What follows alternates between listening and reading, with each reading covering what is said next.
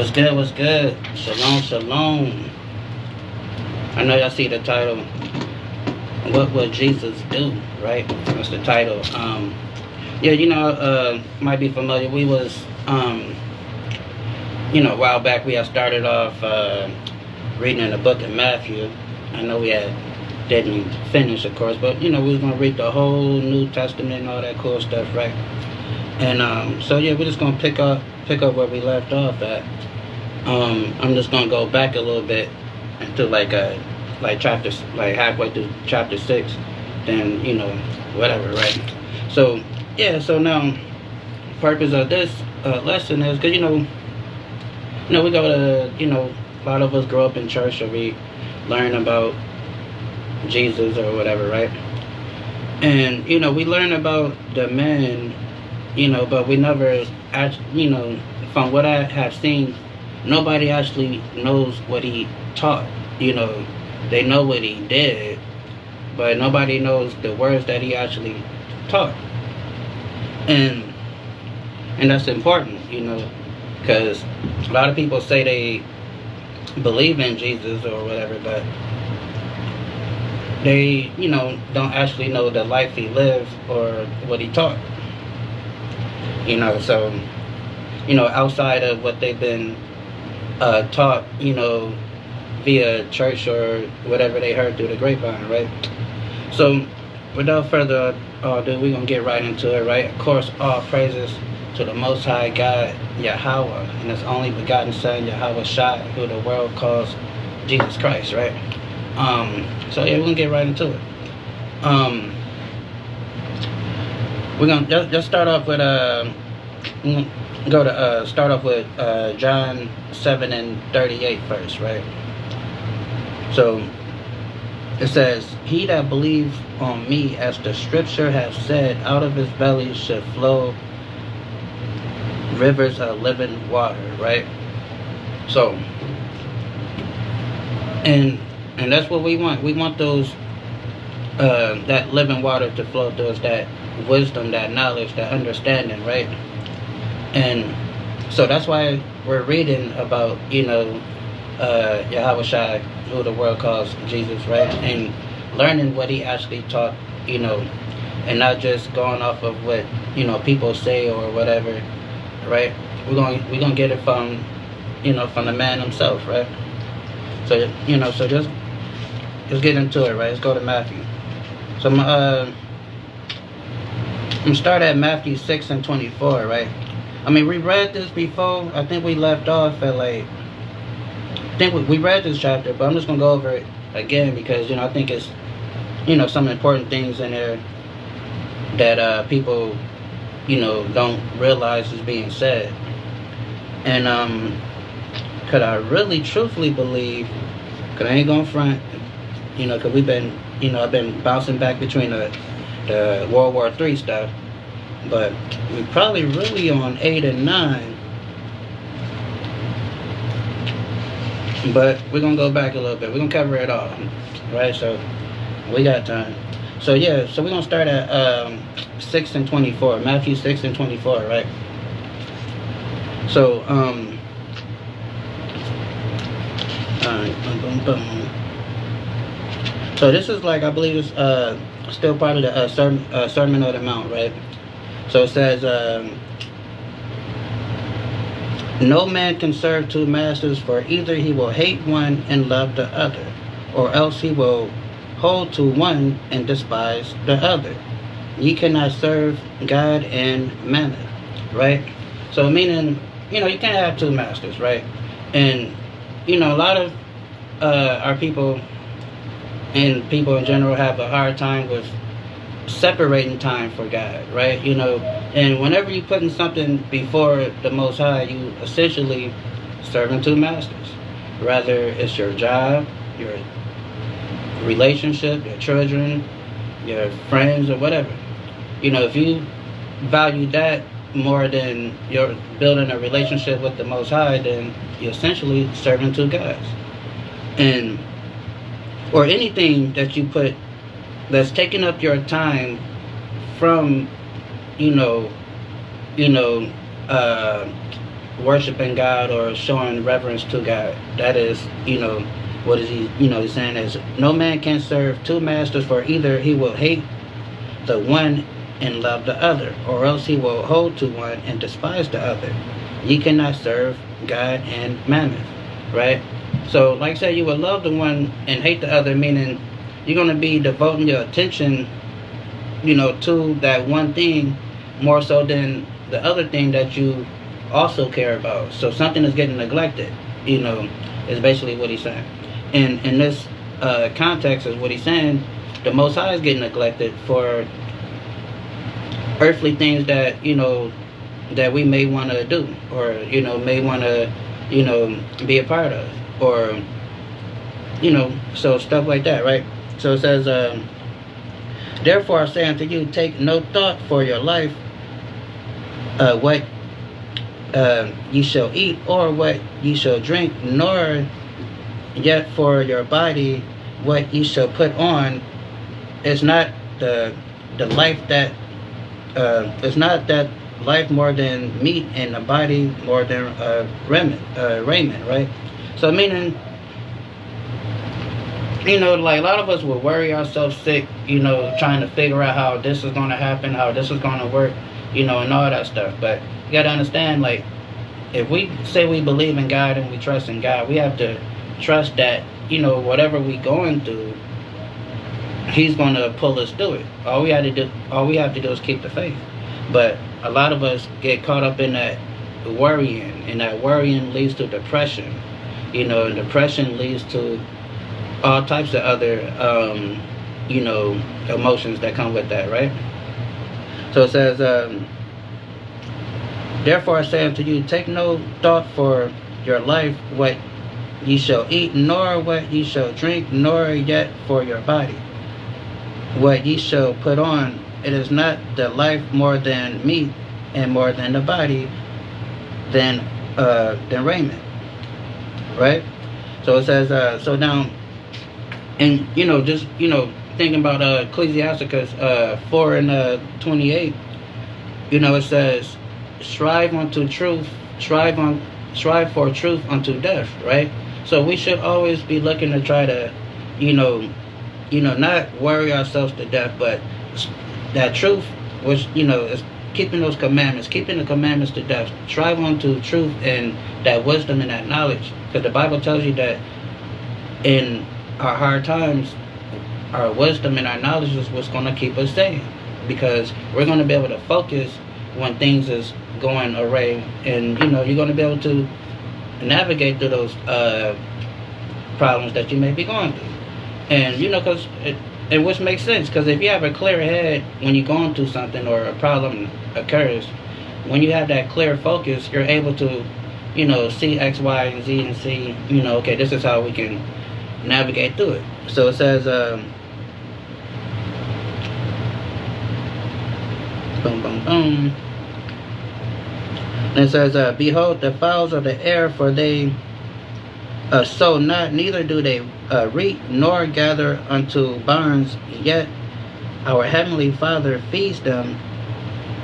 Are ye not much better than they? So he's saying, like, if God can take care of the birds and make sure they eat, make sure, the least of the animals is taken care of, then he's saying, how much more important are we? So that's why we shouldn't worry, when, not to say it's not a natural emotion when certain things happen and, you don't feel certain things, but understanding that, there's always a greater, into that, rather, because, like, it's like this, like, certain things that we go through is either to make us greater or it's going to destroy us. But it's all about how, we, attack those situations, how we, engage in those situations. So certain things that we go through, because what says God says is going to pull us through the fire, right? So we go through certain things. So as we go through those certain things, depending on how we, go through it, how we deal with those situations. Like I said, that, that determines a lot, and so you want to not worry and not allow that worry to consume your whole you know your whole thoughts, because then you're gonna stop trusting in the Most High, and then you're gonna start trying to figure out how's it gonna work. So then, if it don't go the way that you figure it might go, then you're gonna start losing faith. Then you're gonna be like, oh dang, I don't know what to do now. So that's why don't try to figure it out. Because this everything is a lesson. Because we go through certain things because those are lessons that we are to learn from. And those lessons can either make us great at the end, or it can expose us, and that's how the Most High God works. So then it says, behold, the fowls of the air, for they sow not, neither do they reap, nor gather unto barns, yet your heavenly Father feed them. Are ye not much better than they?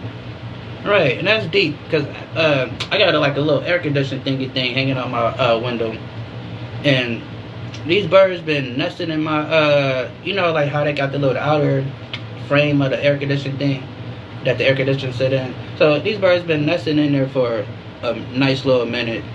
Don't know how they got up in there, but that's just a prime example of how they found them a spot, and they've been there for a nice little minute. So it says, if he will take care of the birds and make sure the birds is cool, and what do you think he's going to do for us? So that's why we cannot get caught up in worrying, and when things happen, I mean, we just have to work our way through it. Control the things that we can control, and the things that we can't control, we can't let it consume us, because then that will lead into depression, right? And it says, which of you by thought can add 1 cubit to his stature? Meaning, which one of us can make ourselves taller, right, or shorter just by thinking, right? Now, I've been part of the 5 foot club for most of my life, which is cool. I'm alright. I'm a proud member of the 5 foot club. Now, but if I could be 6 feet something, and if I can think of that, if I can put that in my mind, and I wake up 6'4", okay, cool, I would do that. But Christ is saying that we cannot do that. So there's no point of worrying, because your worrying is not changing the situation. So, and I tell people all the time, it's like, if you can worry, then you can think of solutions. So you don't have to, that energy that we use to think about, oh, this is bad, this is terrible, this is wrong.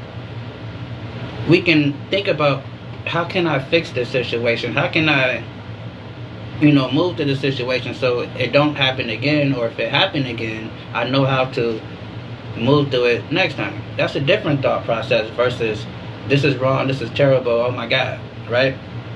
So, then it says,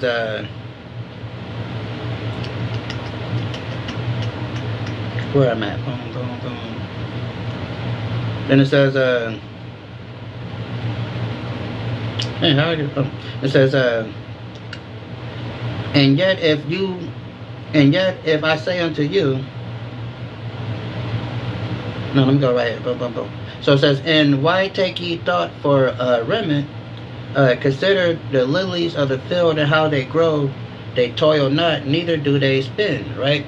So, meaning some of us want to have the latest, flyest gear, nice name brand clothes, all that stuff, right? They want, $500 shoes or whatever, how much people be paying, all this, material stuff, right? And so it says, it's like, why take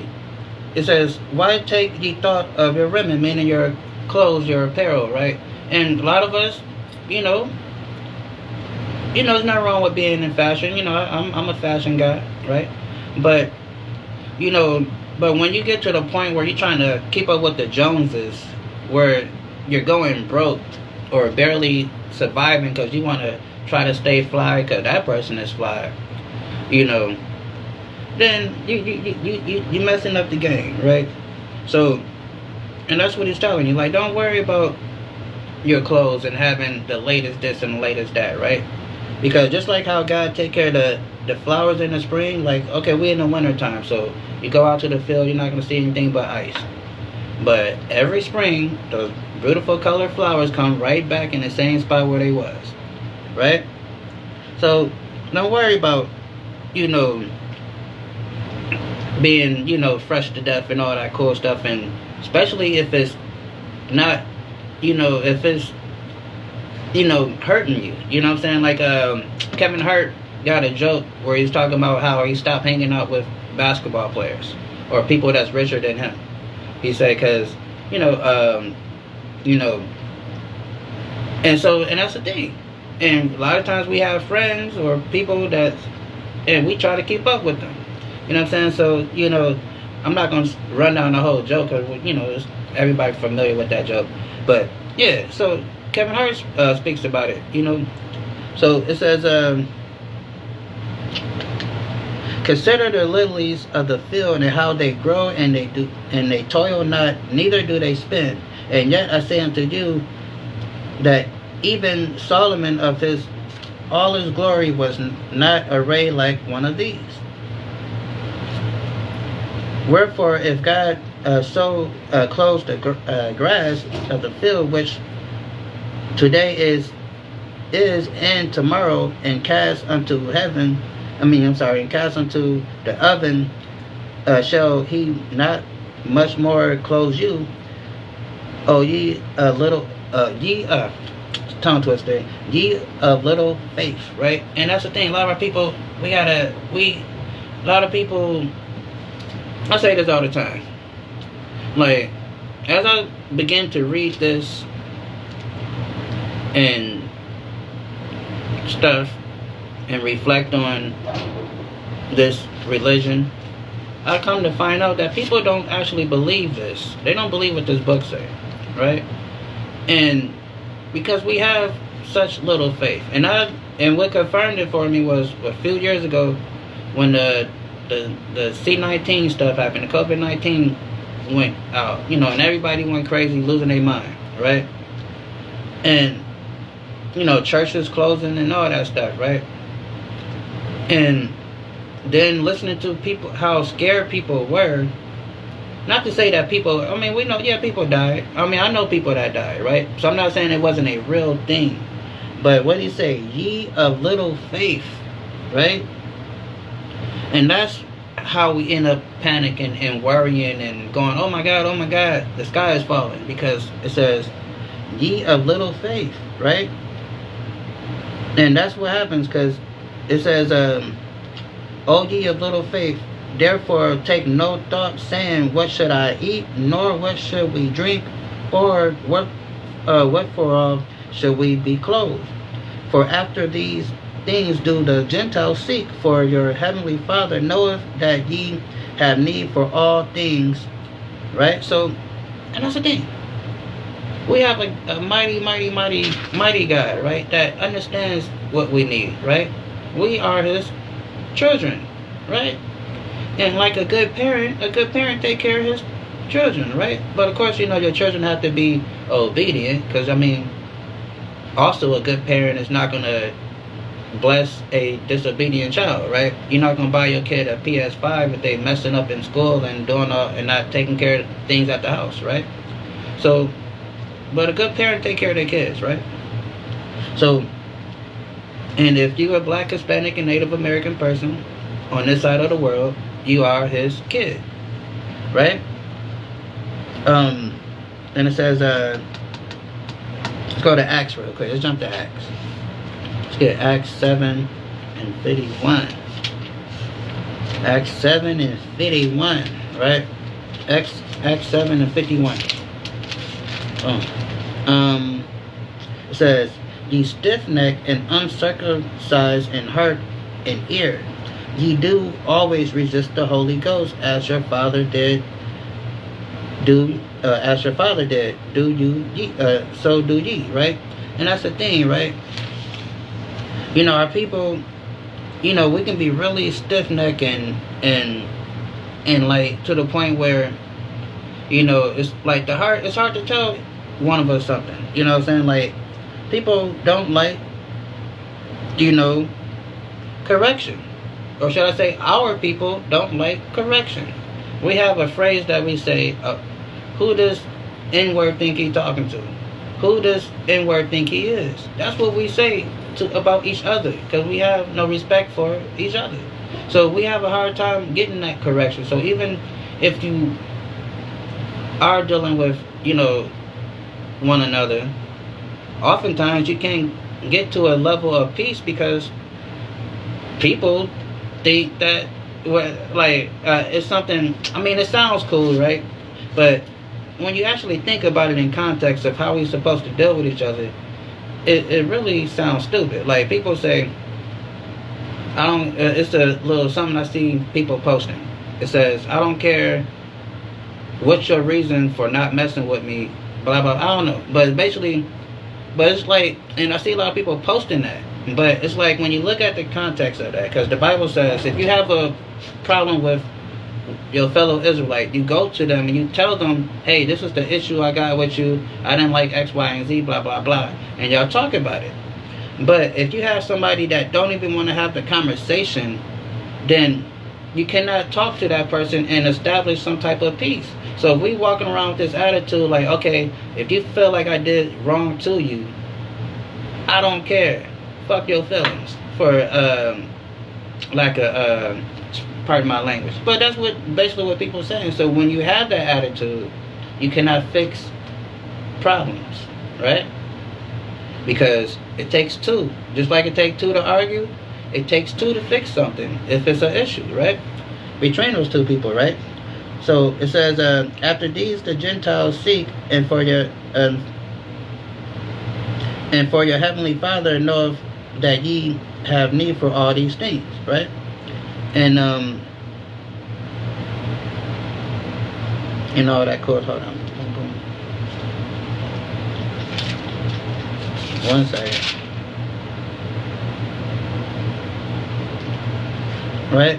So, and that's the thing. So he knows what we need. But again, we're stiff-necked. So when you try to tell people, okay, this is what we need to do. We need to be keeping the laws of God. We need to do this. We need to do that.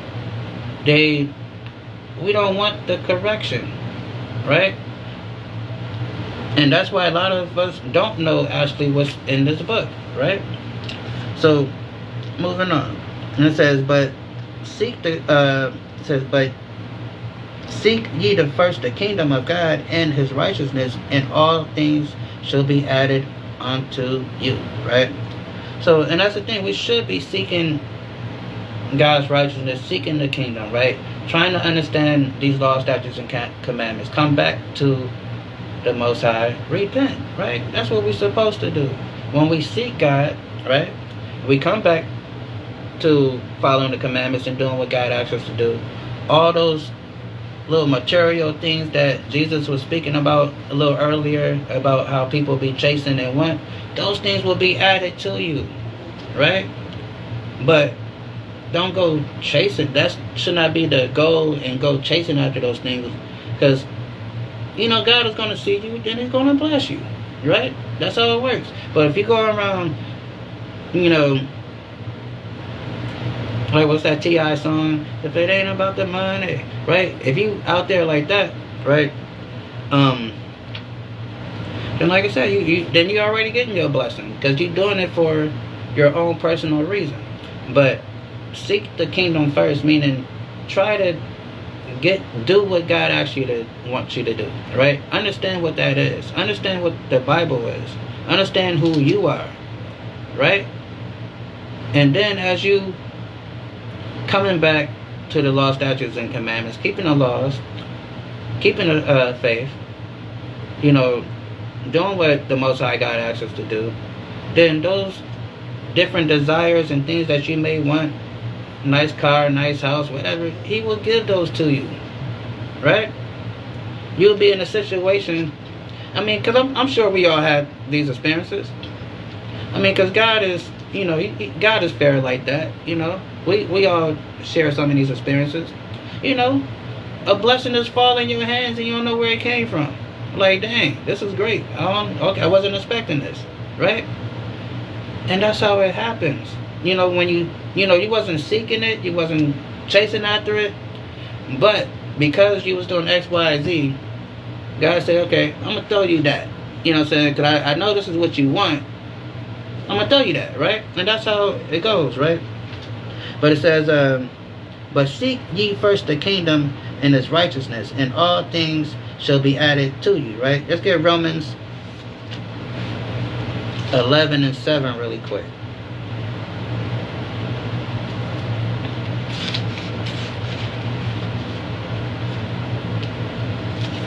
That's what I want. So Romans 11:7. Then, what then? Israel have not obtained that which he seeketh for, but the election have attained it, and the rest are blinded. Right. So that's what we're supposed to be seeking. As Israel, we seek for what it says then, but. What then? Israel have not attained that which he seek for, but the election have attained it, and the rest are blinded. According as it is written, God hath given unto them the spirit of slumber, eyes that they would not see, and ears that they should not hear unto this day. Right.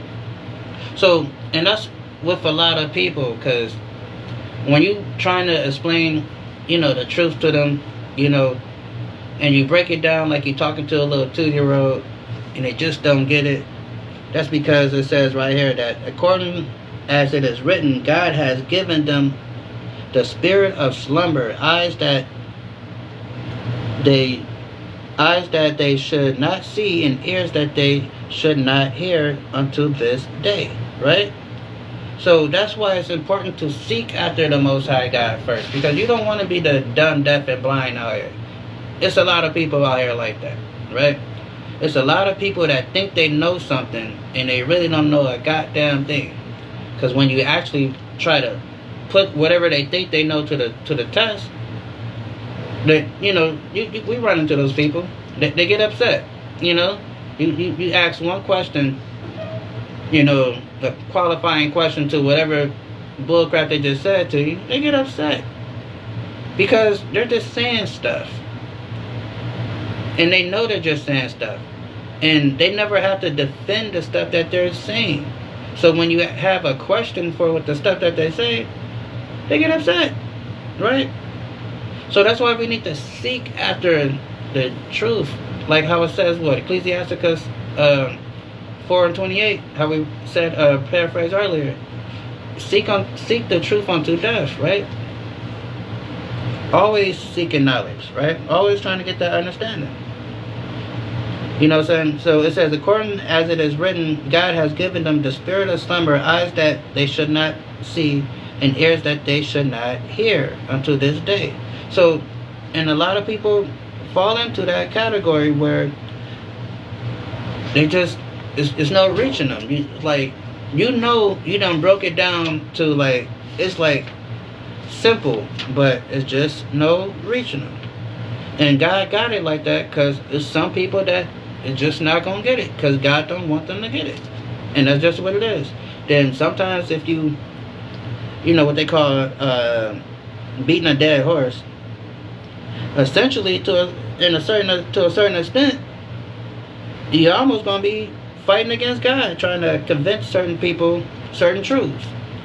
If God already sealed their eyes for them to not see it, right? But those of us that do see and understand, that is very, very, very important. And that's something that should be built upon. Because people pick up this book every day and read it and don't understand that nan thing in the book.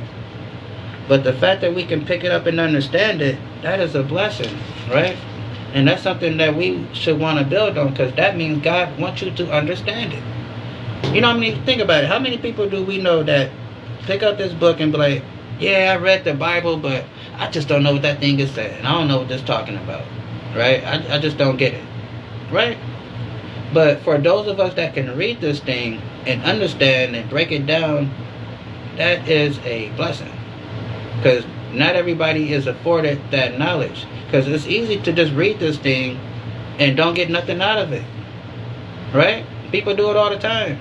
That's because, like we just read in Acts 11 and 7, what then? Israel have not obtained that which is he seek for, but the election have obtained it. Meaning the ones that seeking that truth, they're going to attain that glory and that knowledge and that wisdom. And they're going to get, that blessing that God promised for those Israelites, right? And it says, but the election have attained it, and the rest are blinded. So the ones that God wants to get it, they got it. And everybody else is just shut off from that knowledge.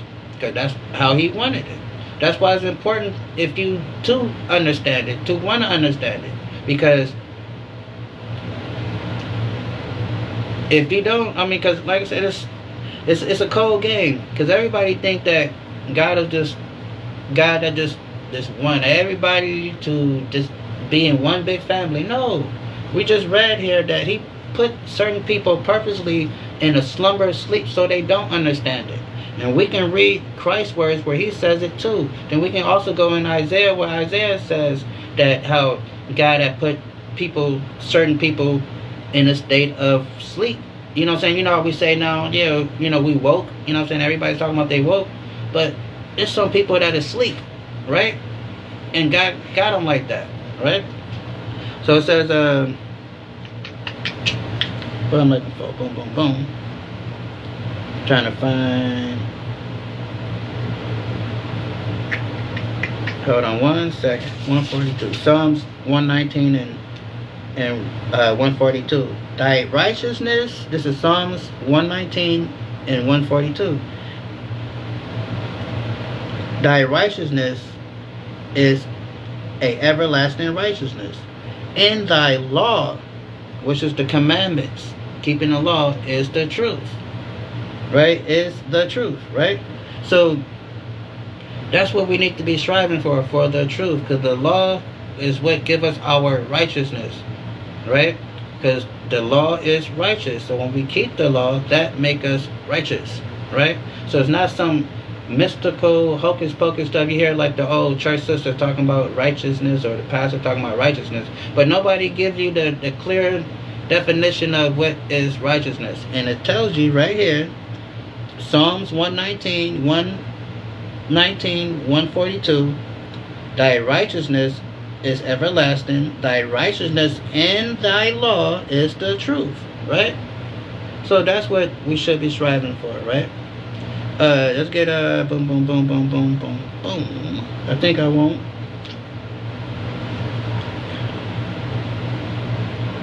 But, oh yeah, Micah 3 and 7.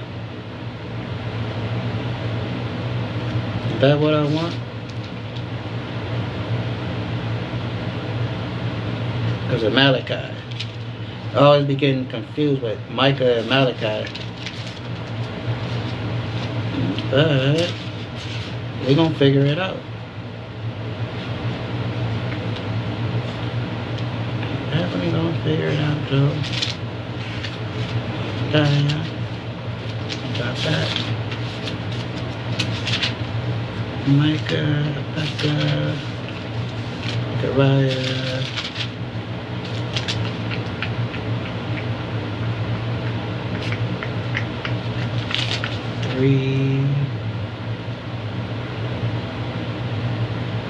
Alright, now I got them. Boom, boom, boom.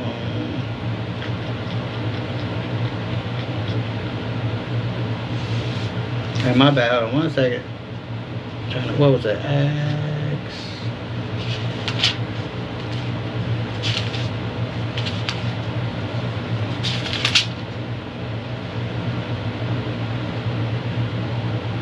Oh, 3 and 7. Boom. Okay. Alright, I got it. Okay. Malachi 3 and 7 says, even from, okay, yeah, Malachi 3 and 7, even from the days of your fathers ye are gone away from my ordinance. And that's what we have done. Our people have left the ways of God. Why? Because we have an institution that tells us, well, don't keep the laws of God. You don't have to keep the laws of God. So then it says, even from the days of your fathers are gone away from my ordinance and have not kept them. Return to me, and I will return to you, said the Lord of hosts.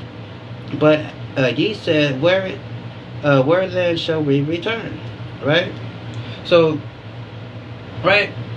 So God is telling us to return back to His commandments, right? So why do we have an institution called church that tells us to not keep His commandments? But if God says, telling us to keep them, right? It's crazy. So we have to keep the laws, right? Let's get back to Matthew.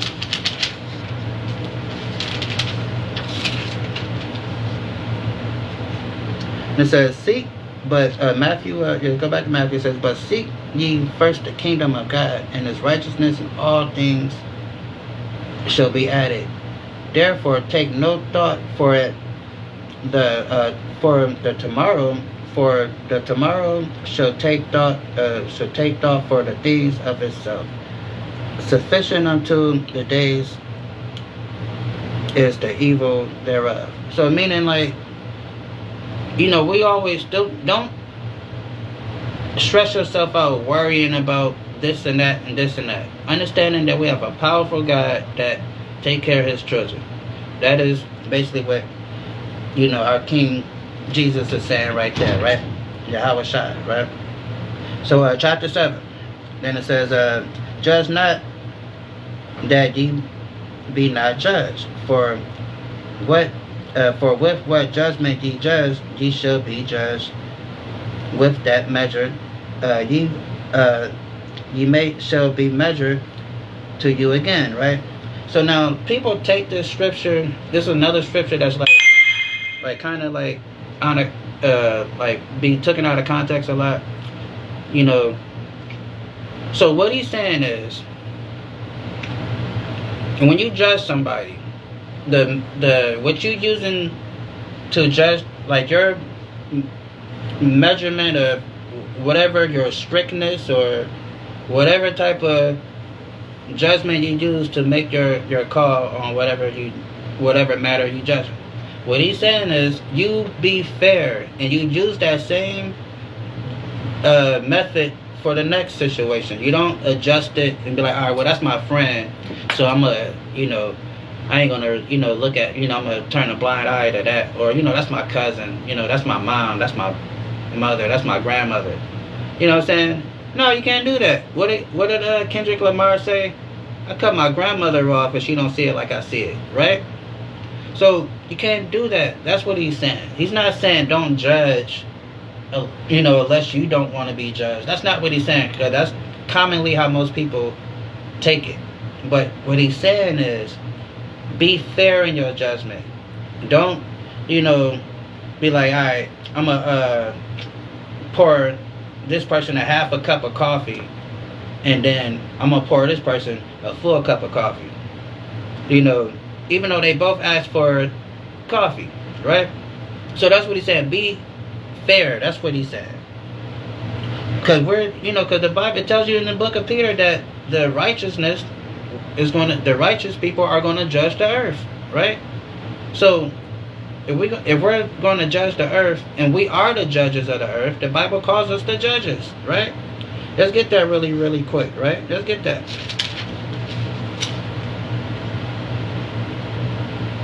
Let's get it. As Jeezy say, yes, get it. Yes, get it. So,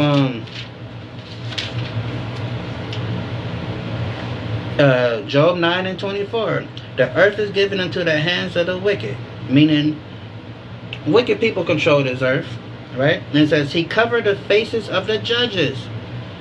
We are the judges. How did he cover the faces of the judges? By changing our nationality. When you type in, Jesus, right?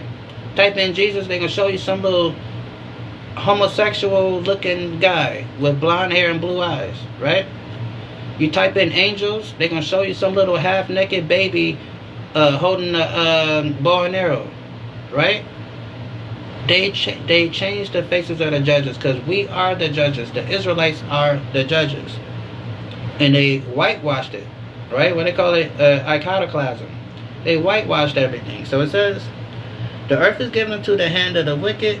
He covered the faces of the judges thereof. If not, where and who is he? Right? Meaning, if the people that change the imagery of the people of this book, if they're not the wicked people of the earth, then Job is saying, then who is these people then? Then find me the most wicked people on the planet, other than the people that changed the people of God to look like whatever they wanted them to look like, but not what the Bible said they look like, right? So we are the judges. And there's other places in here I can show you that the Israelites are the judges. So it says, and why behold thou the smote in thy brother's eye, but consider not the beam that is in thy own eye, right? Meaning, because a lot of people, will say like, yeah, you can't say anything about nobody because you messed up too, right? That's how this is usually translated, right? But they're not, on that part, they're half right. But what he's saying is, for example, you can't get on somebody and fuss at somebody for doing something that you're doing, right? So it's like an alcoholic. Two alcoholics. An alcoholic can't fuss at another alcoholic and say, man, you're a drunk. All you do is drink all day. All you do is get drunk, you get some money, you go to the liquor store and you drink all day. Then the person you're telling that to is like, you drink with me every day. Like, what are you talking about? We do this together. That's what he's talking about. So you cannot try to get on somebody about their problem if you have that same problem. So what he's saying is you have to first fix that issue that you have. So once you fix it, so if you're an alcoholic, I'm using that as an example. If you're an alcoholic, but then you clean yourself and you get yourself sober, then you go to your alcoholic friend and say, hey, that's not good. You waking up every day drinking. Then you will be right. But if you're the same damn drunk as your damn friend and you try to tell him to stop drinking and y'all trying to scramble up some money right now to go back to the liquor store, that's just going to look crazy. That's what he's saying. So he says, judge not that ye be not judged, for with what judgment ye judge, ye shall be judged, and with that measure ye make, it shall be measured to you again. And why holdest thou mote that is in thy brother's eye, but consider not the beam that is in thy own eye? Or how wilt thou say unto thy brother, let me put out the mote of thy eye, and behold, the beam is in thy own eye? What I just said, like, you can't try to help this person and you in the same predicament they in, right? Because that's just going to be the blind leading the blind, right? So it says, thou hypocrites, first cast out the beam of thy own eye, which we were just saying, and then thou shalt see clearly to cast out the mote out of thy brother's eye. So you have to, once you're able to, I use the example of two alcoholics or whatever, but it could be anything, right? But once you're able to, alleviate yourself from whatever ill it may be, whatever situation, problem, and you're able to separate yourself and you good, and you see somebody else going through that situation, now you're able to help them because number one, you have credibility because they know that you were down that same road that they were down, and they see how you are now. They see, okay, well, this person was just like me, and I see that they're doing, they came up out of that. maybe I can listen to this person then, right? Versus what he was saying about you know, still having the same problem and you trying to, you know, because then people is not going to be so quick to listen to you because they're going to look at you like, dude, like, me and you are the same, right? Chill out, right? So it says, let's go to Romans 2 and 9 real quick.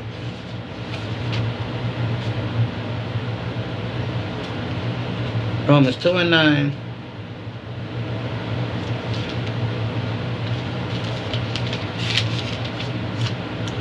And it says, tribulation and anguish upon every soul of man that doeth evil, but the Jew first, and also the Gentile. Right? Hold on, this one went, but unto them that are you start at 8, and it says, hold on. Boom, boom, boom. Oh, 19, that's what I wanted. Not 9. Boom, boom, boom. It says, and art confident, okay. In our confidence that thou thyself art guided in the blind in the light of them which are in darkness, right? So, a instructor of the foolish, a teacher of babies, which has the form of knowledge and of truth in the law. Thou therefore which teaches others, teachest thou not thyself, right? So, like I said, so we gotta, not how it says, not be hypocrites. You know what I'm saying? How it say right here, it says, and thou confident that thou thyself art the guide of the blind in the light of them which are in darkness, right? So, as a leader or someone that's in a leadership position, you're supposed to be able to, guide the people that are blind, the people that are in darkness, lead them to that light. But you have hypocritical leadership that will cause people to go off just by telling us not to keep the laws of God. But yet, they want you to give them tithe money every Sunday, right? And tithing is the law. So it's like they're picking and choosing to tell you what part of God's law you should keep, right? But, so that's why it says, thou art hypocrites, first cast out the beam of out thy eye, right? Hold on, my bad, let me go back to this one. I'm jumping. Do I want more on this? Boom, boom, boom, 219.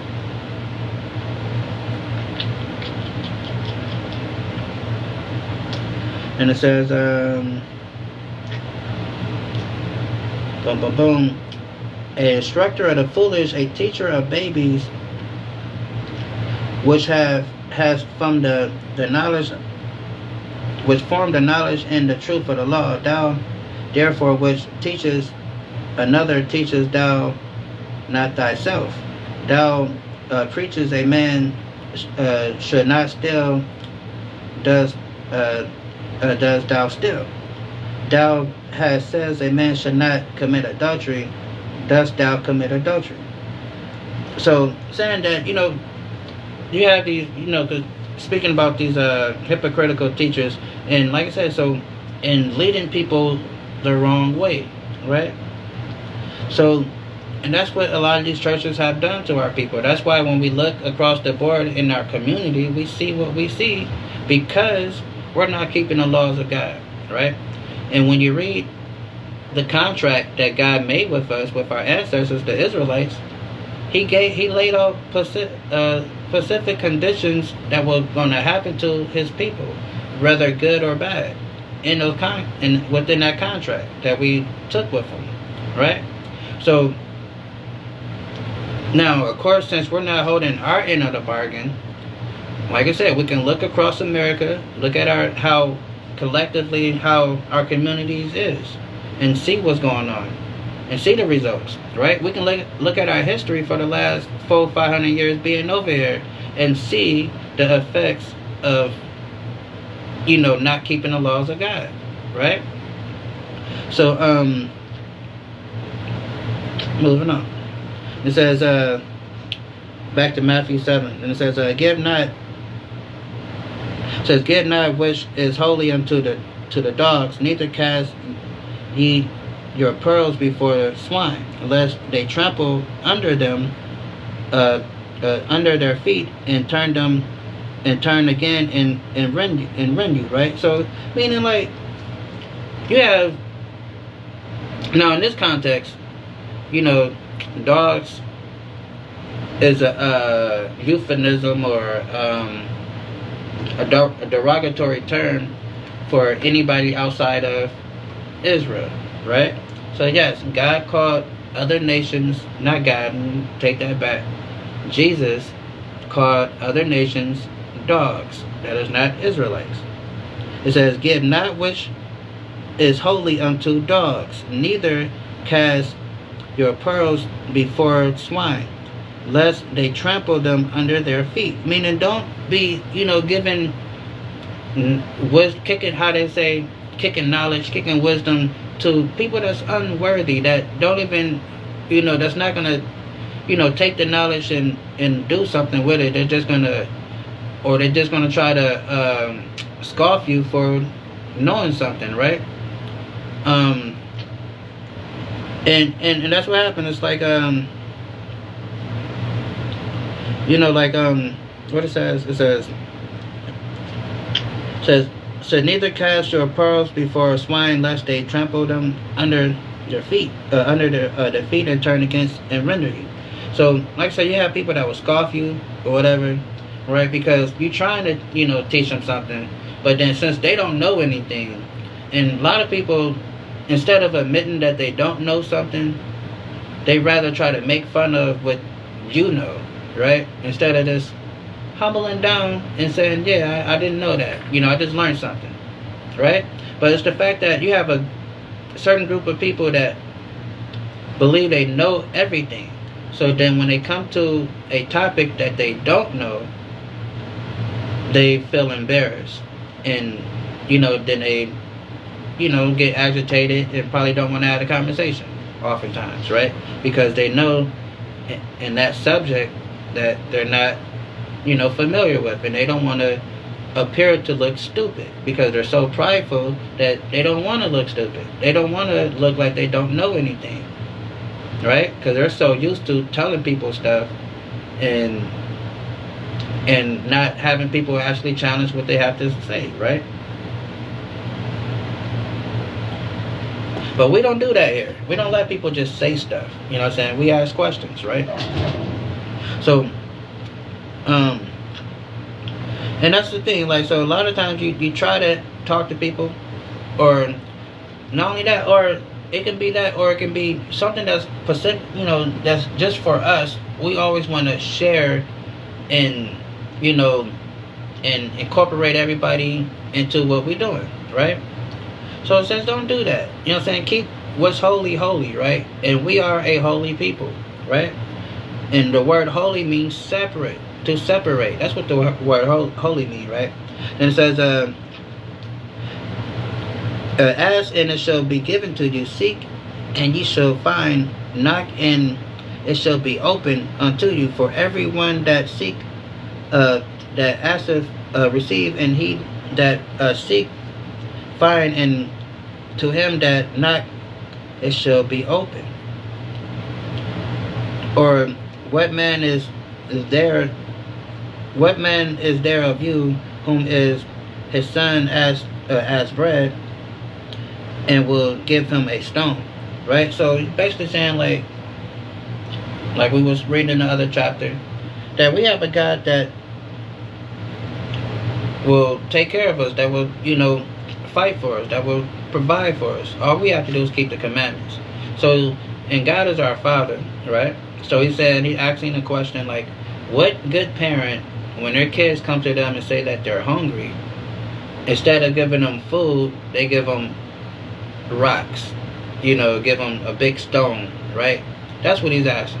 So God is not like that. God is not unjust like that, that he will let his people, you know what I'm saying, go without, right? But it goes back to us worrying and overthinking things and not letting things play out how it's supposed to play out, because this is His movie. This is the Most High movie. This is God's movie, and we're just actors in it. We're just playing the part, right? We just playing whatever part He designed for us to be, right? So, in the grand scheme of things, it makes no sense to worry when He's controlling everything, right? So it says,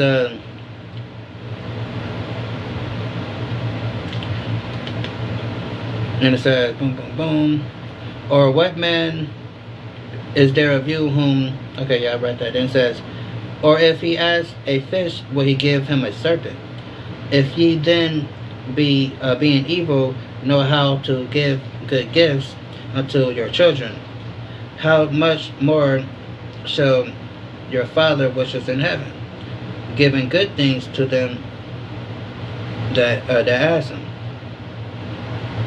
So it's saying, like, if an evil parent can, once in a while get their children, can give their children like good, gifts every now and then of course, like, the Most High God can, like give, He's more than willing to give great gifts to His people, right? So so that's what He's saying right there. Then He says, hold on one second. Oh, Salakia.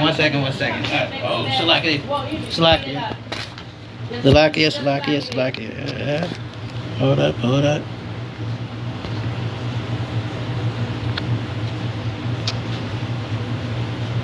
Hold on one second. Don't make no sense. Spread this shit all over my counter and leave it just like it is. Don't even think about it. Hold on one second. Salakia. We still playing. Hold on.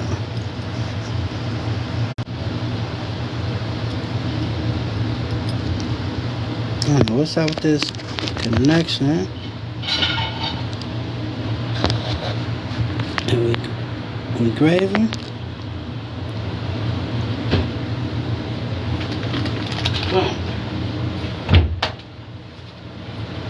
Shut up. Okay, yeah, it's a lock it. Boom. I don't know what's up with that thing. Lock it's a lock. Yes. Yeah, so, alright, what was that? Boom, boom, boom. Then, boom, boom, boom. It says, boom. Alright, so then it says, if then being evil, know how to give good gifts unto your children, how much more should your Father which is in heaven give things to them that ask Him. So, like, again, so it's saying, like, if a bad parent can be good to their children, then how much more can the Most High God be to us, right? And it says, therefore all things whatsoever ye would that man should do to you, do ye even to them.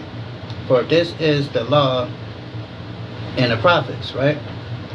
So it says, wait, hold on. Therefore all things whatsoever ye would that man should do to you, do ye even so to them. For this is the law and all the prophets, right? So what they say was that the golden rule, do unto others as you want others to do unto you, right? And it says, and that's how we should treat each other, right? And it says, therefore all things whatsoever ye would that men should do to you, do ye even to them. For this is the law and of the prophets, right? But we got to love each other like we love ourselves. That is the law, right? Right? That's in Leviticus, right? And it says, enter in at the straight gate, for wide is the gate and broad is the way that leadeth to destruction, and many there which go in threat, right? So, and this is, I like, and this like verse right here, right? Very important verse, very deep verse when you think about it, right? And this verse right here, like, led me on my journey to Tangle connection jacked up, but led me on my journey to understand this Bible more, right? Right. So it says, it says, "Enter ye into the straight gate, for wide is the gate, and broad is that leadeth into destruction, and many there which go in thread." Right? Because straight is the gate, and narrow is the way which lead unto life, and few there be that find it. Right? That is very important, because a lot of us grow up in these different religious institutions, right? And just take the most common one that a lot of us grow up in, Christianity, right? Christianity is one of the biggest religions on the planet, right? About 2, 3, 4 billion people profess to be Christian, right?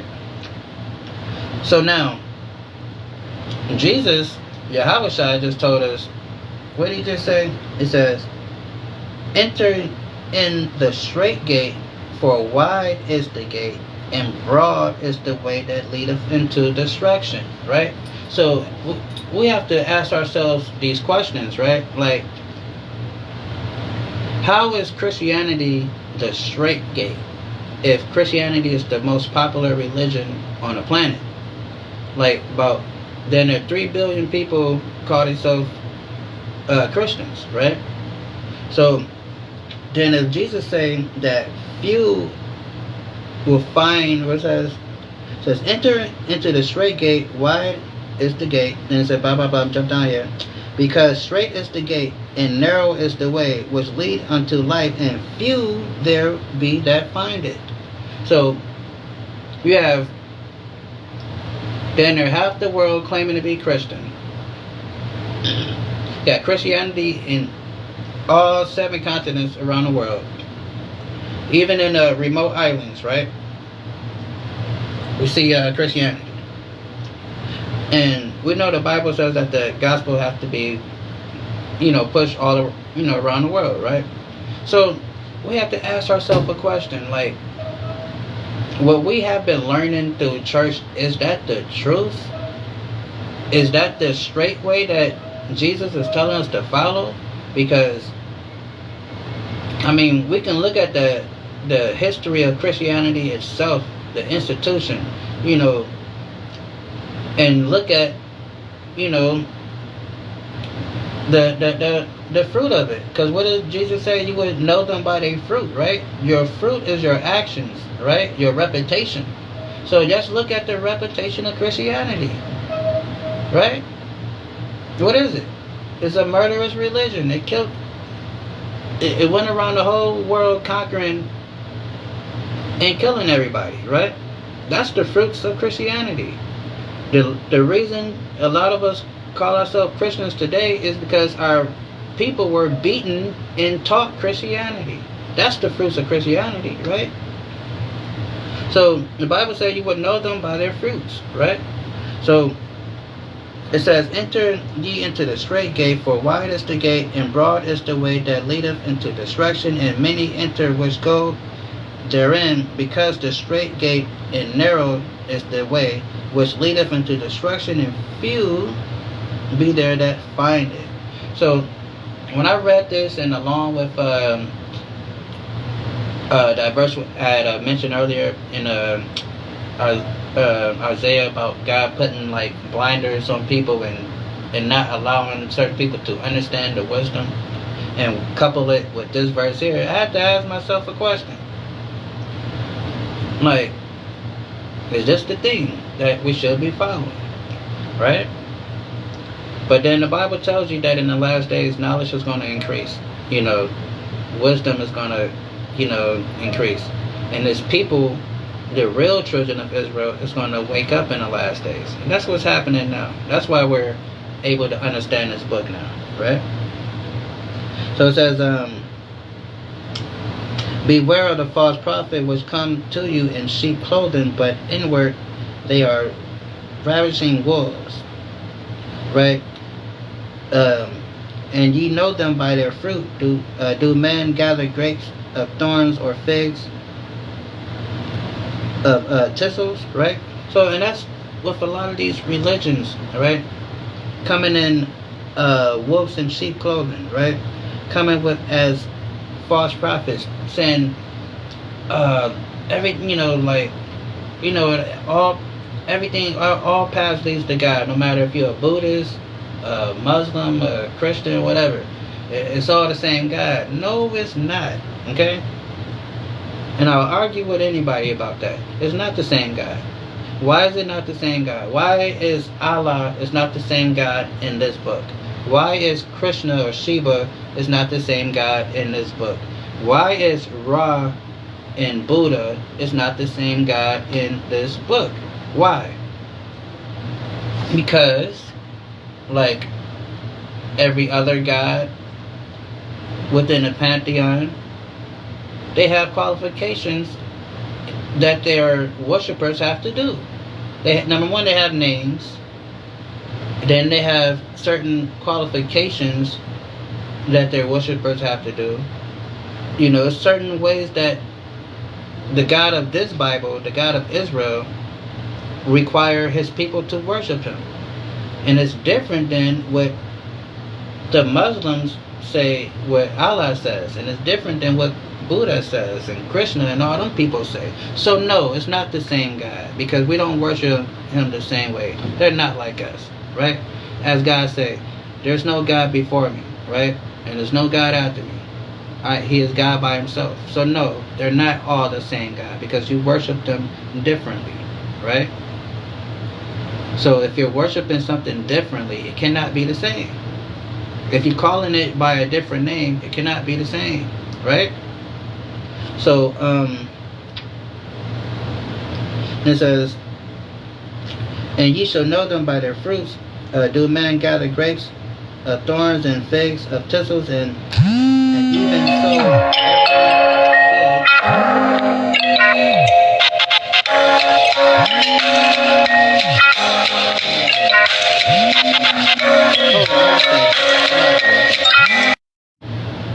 Oh yeah, right. Slovakia. Hold on one sec.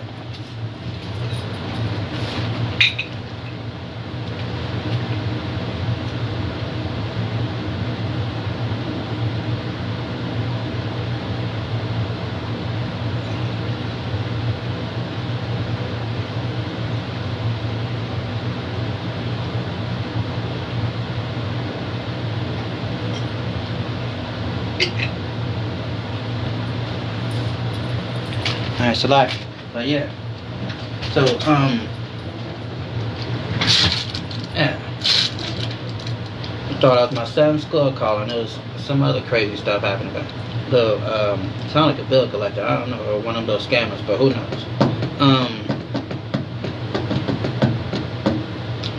Yeah. So it says, boom, boom, boom. Where was I? So it says, and ye shall, boom, boom. So even so, every good tree bringeth forth good fruit, but a corrupt tree bring forth evil fruit, right? And so, like I said, we can look at the origins of Christianity, the beginnings, and how it went around the world, right? And like I said, going back to what we said is like the straight gate. So we have to ask ourselves these questions. Is this the straight gate? Is this the narrow path that I should be walking on? That says few should find, not billions of people around the world, not half a billion, not half of the world following this thing, but it says a few people will find the truth, right? So we have to ask ourselves a question: is Christianity the truth? Because if we're going to believe what Jesus said, that's why I started off reading that verse in John 7, that he that believe on me, as the scriptures has said. So are we going to believe what Jesus just said here, that the true path is a narrow path, and it's a very few find that path, right? Are we going to believe that, or are we going to believe that 2.4 billion Christians around the world have found the truth, right? When we just read that a few, right, is going to do it, right? Then hopefully we can be a part of that few. So it says, and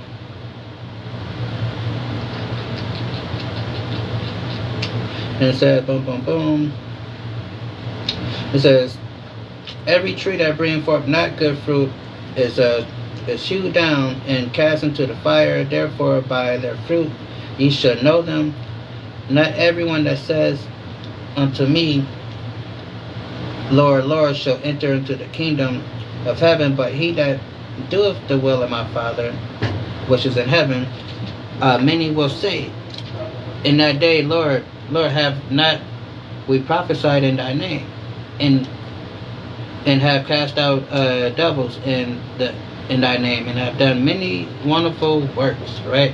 So a lot of people are going to be asking that, right? They're going to be,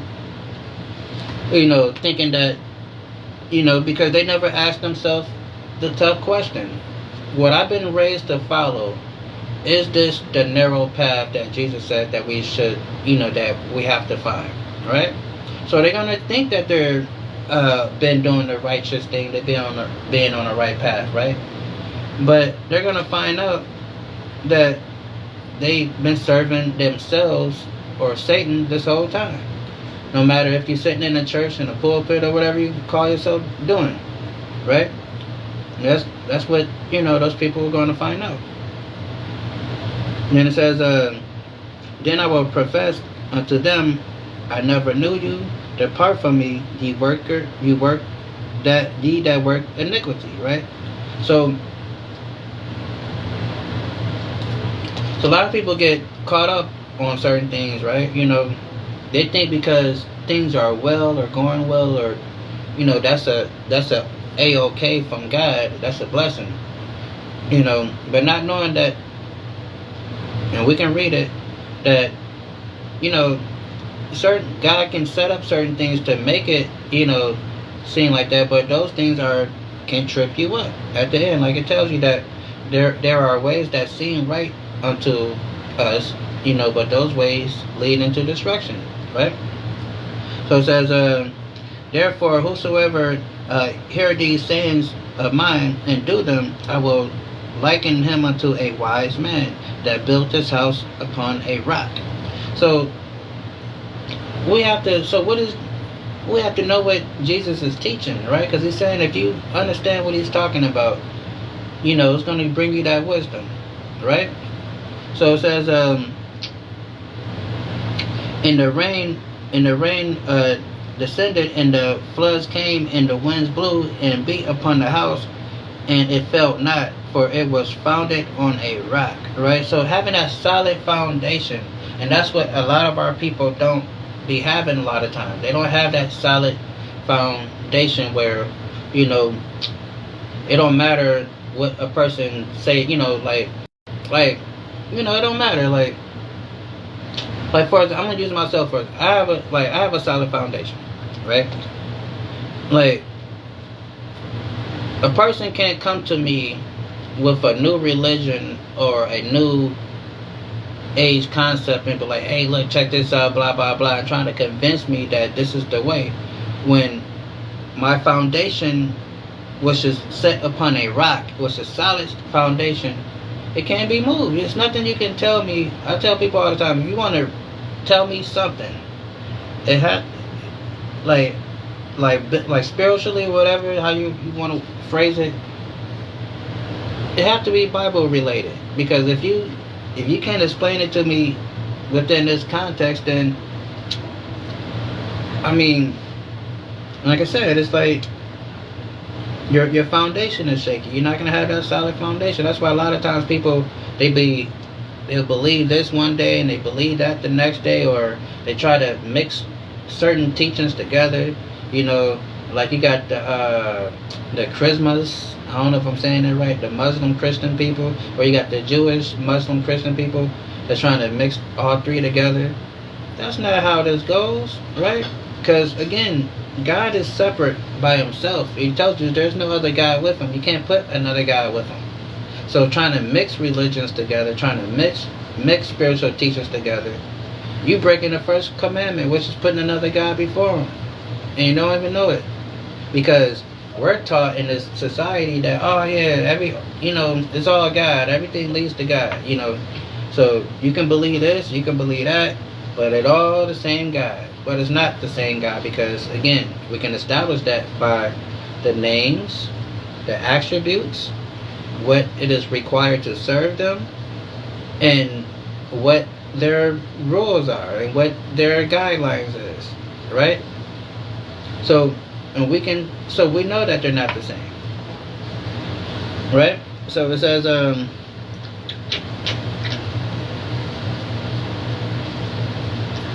it says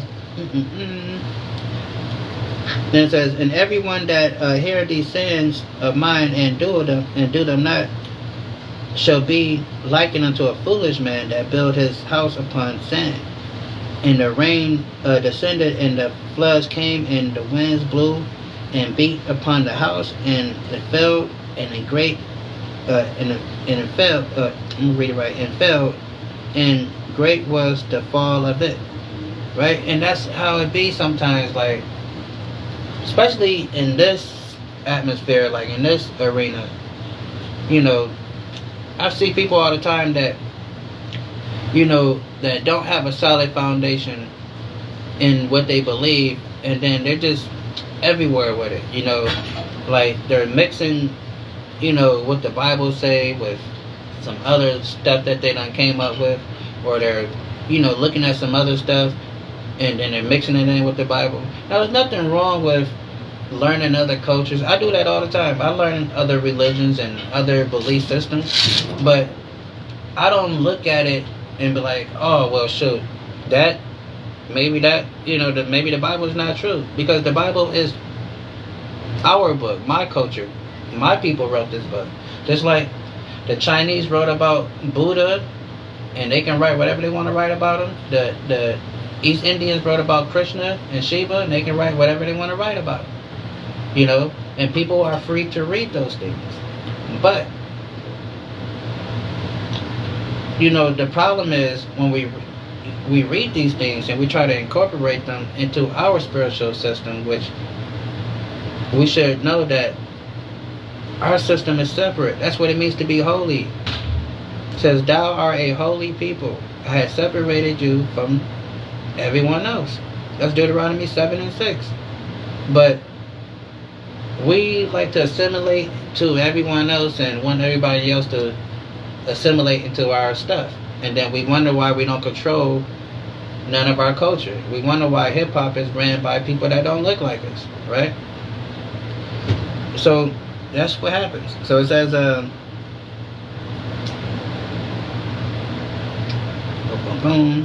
and it came to pass when Jesus had ended these sayings, the people were astonished at his doctrine, for he taught them as one having authority, and not as the scribes. So basically, Jesus was laying it down to them, breaking it down, and kicking it like you know it. You know what I'm saying? He was dropping the knowledge, giving them understanding, and speaking like you know what he was talking about. And the people that was listening to him, they felt what he was saying, and they was learning, right? All right, chapter 8, right? So then it says, when he came down from, this is Matthew chapter 8. It says, when he come down from the mountain, great multitudes followed him, and behold, there came a leper, worship him, saying, Lord, if thou wilt, can make me clean. And Jesus put forth his hand and touched him, saying, I will be thou clean. And immediately his leprosy was cleansed. And Jesus said unto him, See thou tell no man, but go thy way and show thyself to the priest, and offer a gift that Moses commanded for the testimony unto them. Right? So many things is happening there, right? But first, we're going to dispel the notion that the reason why Jesus told him don't tell nobody, because he didn't want people to know that he was doing miracles and He didn't want everybody to know that, which is crazy because the first miracle Jesus did was at a public event, at a wedding, when he turned water into wine. So he didn't care about people seeing him do stuff, right? The reason why he told the man don't, just go straight to the priest, because like how we do sometimes when we get a blessing or when we get put on with something, we go straight to the block, we go straight to our guys, and we tell them, hey, look at this, I just paid blah blah blah for this, I just got this blah blah blah, and you just out there to show off, right? So what is Jesus telling this guy is, go to the temple, go to the priest, give thanks to God first before you go around telling everybody all this, hey, I'm not a leper no more, I got cleansed, I'm healed. Before you go around bragging about it, go give thanks to God first, right? That's what he's telling them. So he's not telling them, don't tell nobody because I don't want people to know that I'm Jesus and I'm going around healing people. That's not what he's saying. He's saying, go give thanks to God, because you was dealing with this condition your whole entire life. You cleansed. So go give thanks to God. So he says, and Jesus said unto him, see, you tell no man, go thy way and show thyself to the priest and offer a gift that Moses commanded. So remember I said it's a bunch of things that's happening here. So Jesus is telling them the law, like keeping the law of cleanliness, right? So the law of cleanliness is like you have like certain things going on with you, whether you have an infection, a sickness, or whatever. So then you are to separate yourself from people, what we call quarantine, right? So then after you heal from your quarantine, you go to the priest with an offering, a gift, and you present it to the priest as a sacrifice. That is the law. So if Jesus wasn't teaching the law or think that we shouldn't keep the law, why he's telling this man right here to do something lawful? After your quarantine period, after you cleanse yourself, go to the priest and present this gift. That's what you do. That is according to the Mosaic law, the laws of God. So we see here, then as if I started in verse 24 in chapter 6, but if I had started a little earlier, we can see how Jesus was teaching the law. He wasn't not teaching to not keep the law. It was not some secret, that, Jesus was going around telling people to keep the law, but hey, like, here, it's a trick, keep the law, but after I die, you don't got to keep it no more. He never said that. The disciples never said that.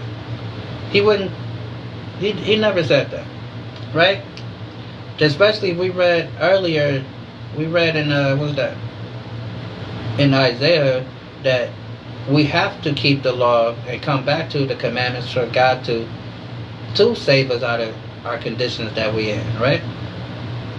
And for us to qualify, or should I say, for us to qualify for that salvation, right? So then it says, boom, boom, boom. And it says, and when Jesus was entered into Capernaum, there came to him a centurion beseeching him and saying, Lord, my servant lieth at home sick of the palsy and grievous torment. And Jesus said unto him, I will come and heal him. Right? So now this centurion is a Roman soldier or Roman police officer, however, technically it would be like a police, and but his servant is an Israelite, and they're sick, right? So he's asking Jesus to heal him, right? So now it says so Jesus said unto him, I will come and heal him. And the centurion answered and said, Lord, I am not worthy that thou should come under my roof, but speak the word only, and my servant shall be healed. For I am a man under authority, having soldiers under me, and I am and I say to this man, go, and that and he goeth, and to another come, and he come, and to my servant do this, and he doeth. So he's basically saying, look, I'm a Roman soldier, you know what I'm saying, like, you know, I got status, right, you know, and, you know, I get people to do, you know, what I want them to do. He's like, basically saying, like, you know, so, but he's and he's saying he's what he say, he's like, he said he's, you know, he said, what he say, boom, boom, boom.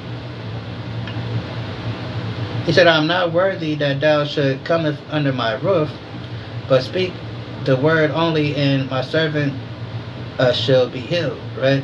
So, you know, so he, you know, didn't want him to come to the house because he, you know, felt unworthy for, you know, Jesus to come to the house and all that. And even though he's a man of, you know, power, you know, he's, you know, got, you know, officers under him that does what he say, but, you know, he just didn't feel comfortable with having Jesus come to the house, right? So then it says, when Jesus heard it, he marveled and said to them that followed, verily I say unto you, I have not found so great faith, no, not in Israel, right? So now a lot of people would take this and be like, so, oh yeah, you see, Gentiles can get salvation, and, you know, he said that he's got faith and all that stuff, right? Not understanding that this was a insult to the Israelites. This was not, even though he was giving praise to the Satirian for, you know, having that much faith that Jesus don't even have to step, you know, come into his house. He can just speak it and it will happen, right? He was giving them that credit, but it's almost like a what they call a backwards compliment, right? You know how somebody will compliment you at the expense of someone else, right? So, although he's giving them a compliment, but it's at the expense of the Israelites, because he's like, look, this Roman dude got, you know, he got so much, even though, like, I'm not here for this guy, you know, I'm only here for the Israelites, you know, Matthew 15:24. He like, but he has a lot of faith in what I'm doing, and it's more than y'all who got the scriptures, who got the book, who know the prophecies, you know about the Most High God, and y'all don't even have, you know, the same amount of faith that this Roman soldier do, right? So that's basically what he's saying. So it's not, you know, a full out compliment like that. It's almost like it's a compliment, but it's a backhanded compliment because it's coming off the, you know, the expense of the Israelites. And it says, boom, boom, boom, boom. And it says, and I say unto you that many shall come from the east and the west, and shall sit down with Abraham and Isaac and Jacob in the kingdom of heaven. But the children of the kingdom shall be cast out into outer darkness, and there shall be weeping and gnashing of teeth, right? Then, so it's talking about those that's, you know, cause we got those holy endowed people, right? You know, and I say that because, like, you know, some people, like I'm gonna use myself for example, right? Because some people might say how certain things that I say, or certain ways that I may say things, right? Like earlier I said the F word, right? I said it. Okay, I did it, right? So people sometimes don't like all that, right? For whatever reason. Cool, fine, right? So you have those holier endowed people that think, oh, well, you shouldn't say this, or you shouldn't say that, right? Or you shouldn't do this or do that.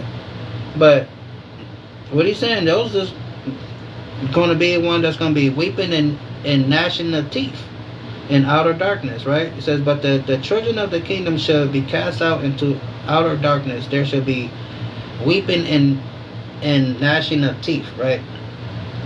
And because, like I said, when you get into, was it Isaiah chapter 2, it tells you that the other nations is going to come to the mountain of God and learn from the Israelites, right? And learn from us, you know. But then you have a certain sector of our people that's, like I said, that's think that they're holy, holy, holy, holier endowed, and that they're, that they so holy that they should be up there with Jesus in them. And so they're not going to understand what's going on in that day. And that's why it says it should be some of you weeping and gnashing of teeth, right? Then it says, and Jesus said unto the centurion, go thy way, and thou hast believed, so it be it unto thee. And his servant was healed, in the same self same hour, right? So all because the Roman soldier had enough faith, like, all right, look, you even got to come to the crib, just heal him, just speak a word. So he healed him, right? And so, and that's the thing, we have to have that faith. We have to have that belief that we have someone that can fix whatever situation that we may be going through, right? So then it says, boom, boom, boom. And when Jesus was coming to Peter's house, he saw his wife mother laid in sick fever, and he touched her hand, and the fever left her, and she arose and ministered unto them. Meaning, so Jesus, woman was sick. He touched Peter's wife mother, his mother-in-law. She got up, like immediately, and started, helping and making sure everybody's being a good host, at the house. All of a sudden, she wasn't feeling well, but now she's up. She's, about to prepare dinner for him and all that, right? And it says,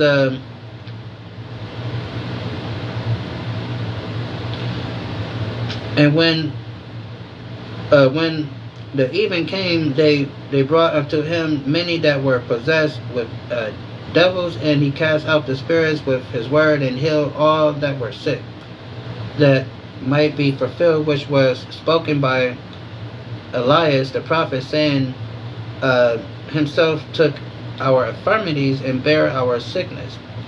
Right? So talking about how he's fulfilling these different prophecies, right? So that's another thing, because Matthew, the book of Matthew, I know it's my fault because it's been a while since we covered the book of Matthew, but if you were following along with the as we were going through the book of Matthew, chapter 1 of Matthew starts off giving you the genealogy of Christ. Because a lot of people want to, talk about the virgin birth or all that stuff, right? But when I say virgin birth, and I mean it in a colloquial sense of how most people commonly understand it, because the word virgin in Hebrew just means a young woman that's at a marriageable age. The word virgin in Hebrew doesn't have no bearings on whether a woman has sex or not. It's about her age. That's what the word virgin means. A woman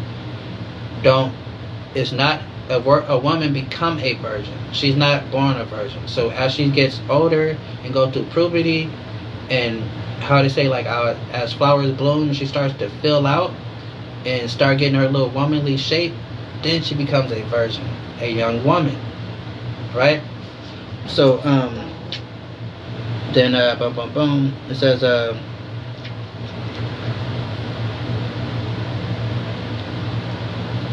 where I'm at.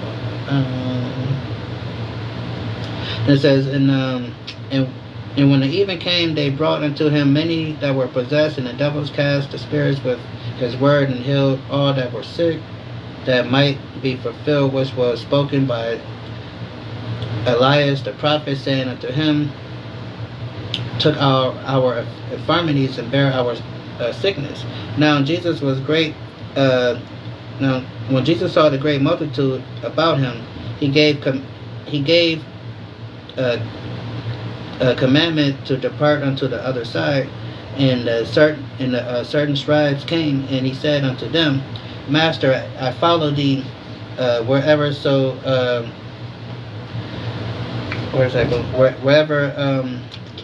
wherever so thou goest. And Jesus said unto him, Fox have holes, and birds have the air and have nests, but the Son of Man have not where to lay his head, right? So now, a lot of people would take this as Jesus was just some type of Roman homeless man, right? He wasn't homeless. He had a mother and a father, right? That where he grew up at. He had a house he can go to, right? You have so, but what it is though, Jesus had a traveling ministry, right? He has, what it tell you? Like you read it, it tells you he had like thousands of people following him around, right? He was like the Michael Jackson of his time. You see those little videos of Michael Jackson everywhere you pop up. There's thousands of people following him everywhere you go. That's what he was doing. So, he traveled, right? And so it wasn't to the sense that he was just homeless, but he traveled. That's what he mean by, not having basically said not having a solid place to live, because he's always traveling, right? So it says, and another of his disciples said unto him, Lord, suffer me first to go bury my father. But Jesus said unto him, follow me, and let the dead bury the dead, right? So what did he mean by that? He says, follow me and let the dead bury the dead. He's talking about the spiritual dead. Let the spiritually dead people bury the dead. But since you are awakened, you're not spiritually dead, follow me. That's basically what he's saying, right?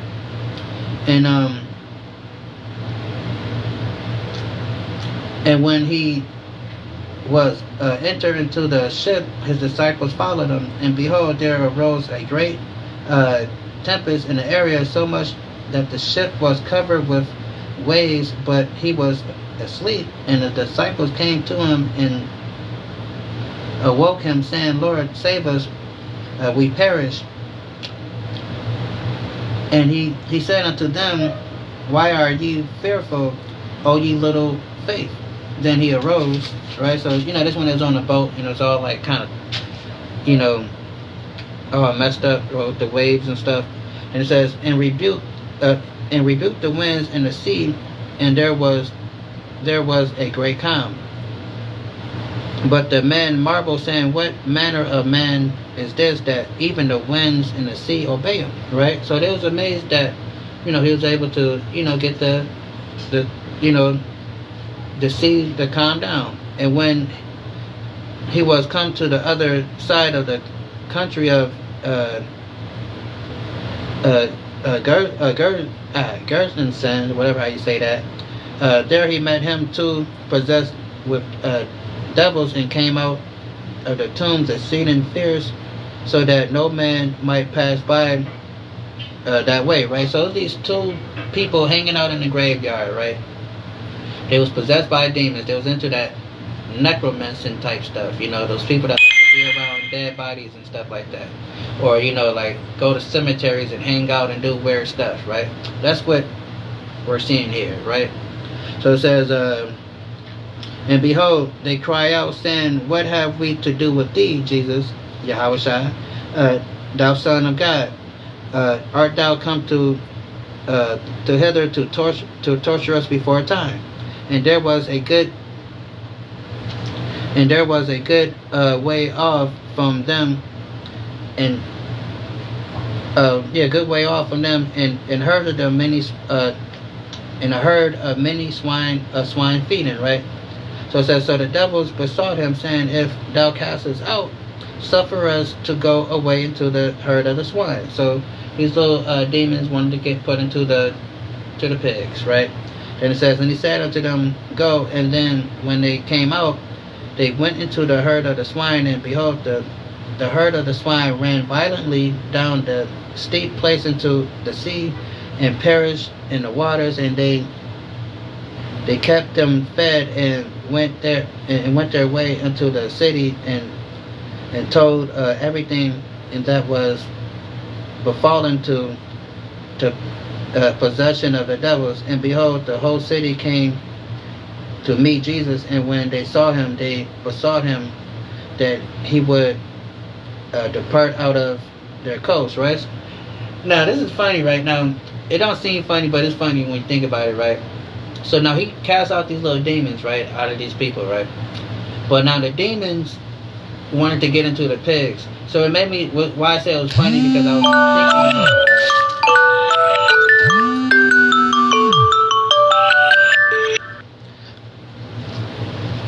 So yeah, but yeah, so I say it was funny, right? Because remind me of like I was listening to this atheist dude was talking about this very story right here with the pigs and the demons. And he's talking about how messed up it was that, you know, Jesus put the demons into the flock of pigs, and then they end up, you know, killing themselves or dying, right? And saying how those flocks of pigs belong to somebody, and how that person just lost a whole bunch of money, you know, and all that stuff, right? So it's funny, right? Because then when you read this part, how it tells you that, and behold, the whole city came out to meet Jesus, and when they saw him, they besought him that he would depart out of the city. Meaning, they kicked him out of the city. Like, dude, man, you done got rid of our pigs. Like, you know, you got to get up out of here, right? Even though he done cast the demons out, and the demons went into the pigs, and the pigs died, but the pigs did perhaps belong to somebody. But we can see that the people is pretty mad, right? So it's kind of funny though at the same time when you think about it. You know, it's like when you're trying to do something right, and then as you're doing, but then the people that you're doing the good for, they don't appreciate it and they hate you for it. But it's just funny though when you think about it. So then and it says he entered into chapter 9. See how fast I can get to this. Gotta try to. It says he entered a ship and passed over and came into his own city, and behold, they brought to him a man that was sick with palsy lying on a bed. And Jesus, seeing their faith, said unto the sick, the palsy's son, be of good cheer, thy sins be forgiven. And behold, the certain of the scribes said within themselves, this man blasphemed. And Jesus, knowing their thoughts, said, therefore think ye evil in your hearts. For where is easier to say, thy sin be forgiven thee, or to say, arise and walk? Right? So, because Jesus wasn't no punk. You know what I'm saying? Like, whenever these people did challenge him or something, he always had an answer for them, right? And oftentimes, he would sarcastically answer them to the point where they kind of felt kind of foolish for asking the question, right? And then it says, but ye may know that the Son of Man hath power on earth to forgive sins. Then said he to the sick of the palsy, arise and take up thy bed and go unto thy house. And he arose and departed to his house. But when the multitude saw it, they marveled and glorified God, which had given such a power unto men. Right? So and it says, as Jesus passed forth, hence he saw a man named Matthew sitting at the receipt of customs, and he said unto him, follow me. And he arose and followed him. So Matthew was like a tax, a tax collector, bill collector, right? He was also a Levi. Which today would be our Haitian people today, because our Haitian people are from the tribe of Levi. So if our brother Matthew, if Matthew was living today, disciple of Christ, he would be so-called Haitian, right? So says, where am I?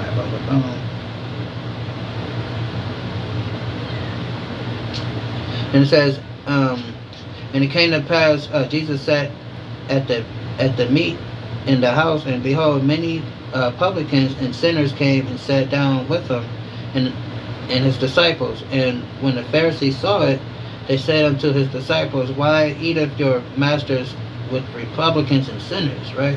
So, because, again, that being that holier than thou type of spirit, being that type of Christian that think they too good to do this and do that, or, so, but here you have Jesus sitting around with the hustlers, the pimps, the gangsters, and the thugs, and the killers, and the murderers, right? He's sitting down with them, right?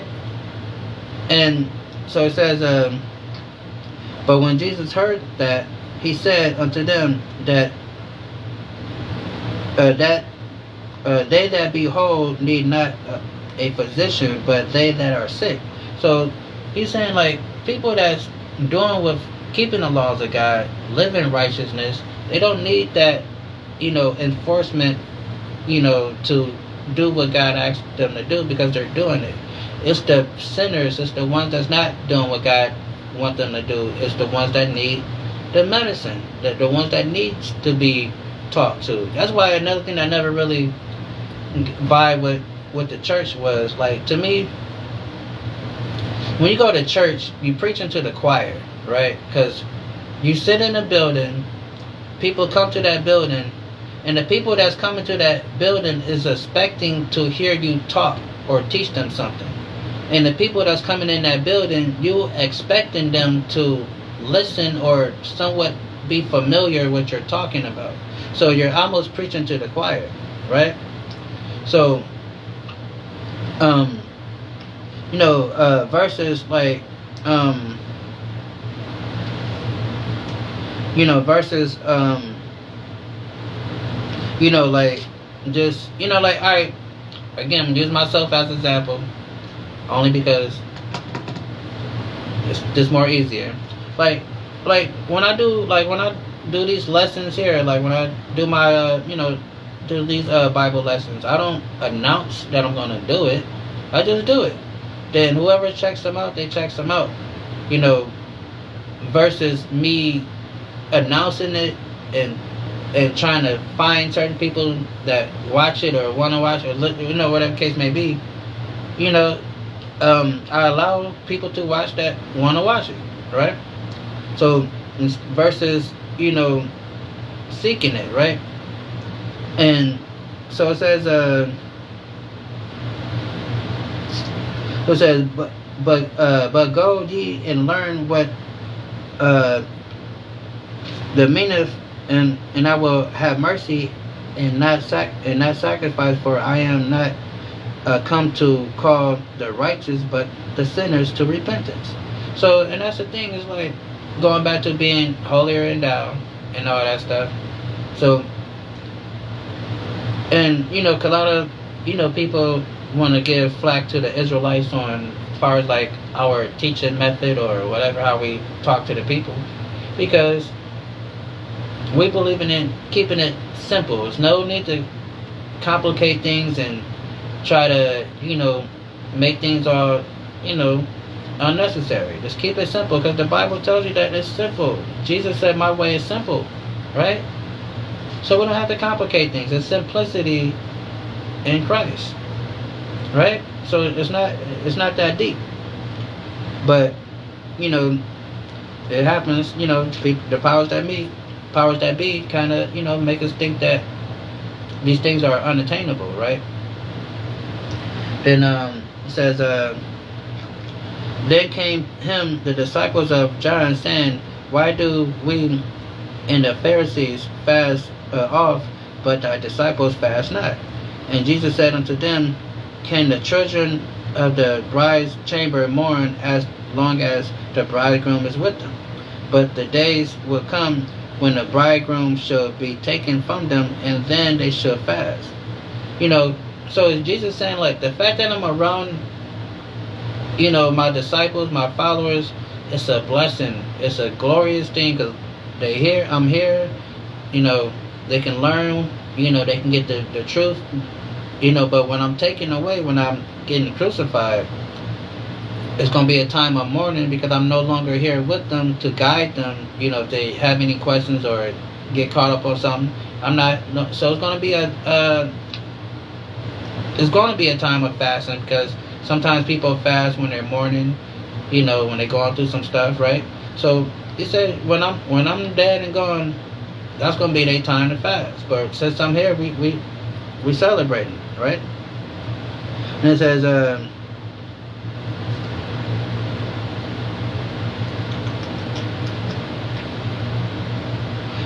but no man put a piece of new cloth into an old garment, for that which is put in to fill up taketh from the garment, and a rent is made worse. Neither do men put new wine in the old bottles, else the bottles break, and the wine runneth out, and the bottles perish. But they put new wine into new bottles, and both are preserved. So what is he talking about?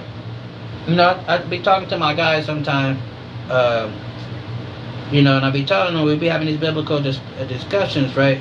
And so my friend, I'd be telling them, like, when we understanding this Bible and learning, we cannot mix what the truth, what we're learning, with the old that we came into it. Like, the old religions that we used to carry and hold to, like, the doctrine of Christianity. You cannot mix Christianity with this book, right? You cannot mix old wine with new wine, because in this context, wine is talking about philosophies, understanding, wisdom, right? So if you coming into the truth of this, you have to basically reset your mind of what you thought you knew the Bible was talking about, what you thought you knew about God, and relearn it again. That's what it means by being born again, or being coming back like a child, right? Because a child is teachable, right? You can teach a child things, right? So, but if you come into this book as I already know what's going on, and with your preconceived notions, you're not going to get what he's trying to tell you. That's why he said you cannot put new wine into old wine baskets, because you're going to break it and you're going to ruin the wine. So you cannot try to mix, like what you learned before you start learning the truth, and try to tie it back together. This is how you do it. You erase all that stuff that you thought you know, and you learn the truth. Then once you learn the truth and you get that foundation, like how we read earlier, that solid foundation, then you can probably revisit what the things that you grew up learning, and try to say, okay, well, this works, that don't work, this work, that don't work. Then you can rightfully try to see from, okay, what's from the old that is applicable to the new, and do it that way, rather than trying to pour everything into one thing and trying to sort it out that way. Then you're going to be confusion. Then you're going to be talking all this crazy stuff that I hear a lot of so-called Israelites be talking, and I just know because they don't have a solid foundation. So they end up believing everything, anything and everything, right? When you understand that this Bible is about Israelites and the custom of Israelites, we didn't mix our culture or our teachings with any other type of teachings. So you cannot be like, oh yeah, I'm going to take this and take that and put it together and I'm an Israelite. That's crazy. I was talking to a guy like a month ago that said he was an Israelite, but he don't believe in the Bible. I'm like, how the hell can you be an Israelite and you don't believe in the Bible? You don't know what an Israelite is until you read the Bible. That's crazy to me. But you have people like that, right? Then what else we got? So it says, while he spake these things unto them, behold, there came a certain ruler and a worshiper, saying, my daughter is even now dead, but come and lay thy hands upon her, and she shall live. And Jesus arose and followed him, and so did his disciples. And behold, a woman which was diseased with a issue of blood 12 years came behind him and touched the hem of his garments. So now this woman, she had real bad menstrual cycles where it's uncontrollable. She'd been having this condition for 12 years. She touched his fringes. I got these on the bottom of my shirt. She touched the hems of his garment. That's what it means, talking about these, right? And and she was healed. Then, for she said within herself, if I may touch his garment, I shall be whole. But Jesus turned him about, and when he saw her, he said, Daughter, be good comfort, thy faith has made thee whole. And the woman has made whole from that hour. And when Jesus came unto the rulers of the house, and he saw the minstrels and the people making a noise, and he said unto them, Give place, for the maid is not dead, but sleep. And they laughed him to scorn. But when the people were put forth, he went in and took her by the hand, and the maid arose. And the fame thereof went abroad unto all the land. And when Jesus departed,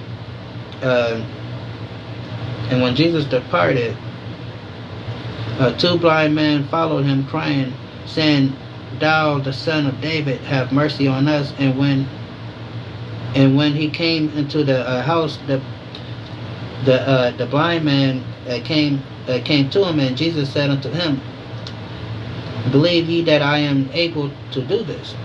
And they said unto him, Yea, Lord. And then he touched their eyes, and saying, According to your faith, it be unto you.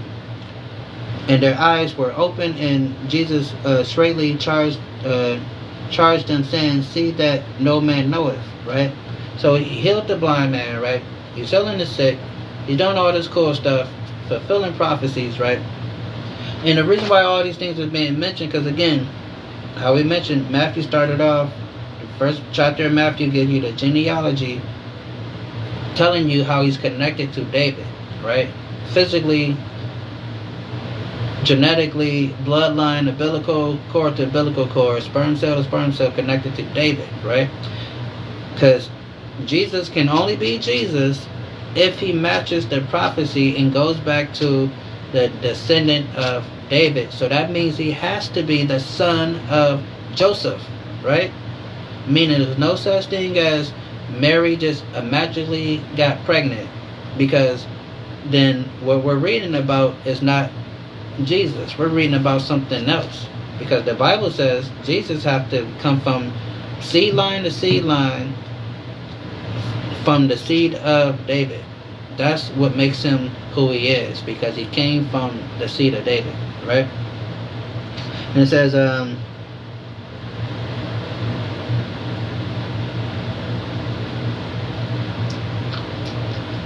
where I'm at. And it says, And he said unto them, Give place for the boom, boom, boom. But then the people put forth, and he went back and took her by the hand, and the maids rose. And right here, then it says, And the people departed hence, two blind men followed him, crying and saying, Thou art the Son of David, have mercy on us. And when he was to come unto the house, and the blind man came unto him, and Jesus said unto them,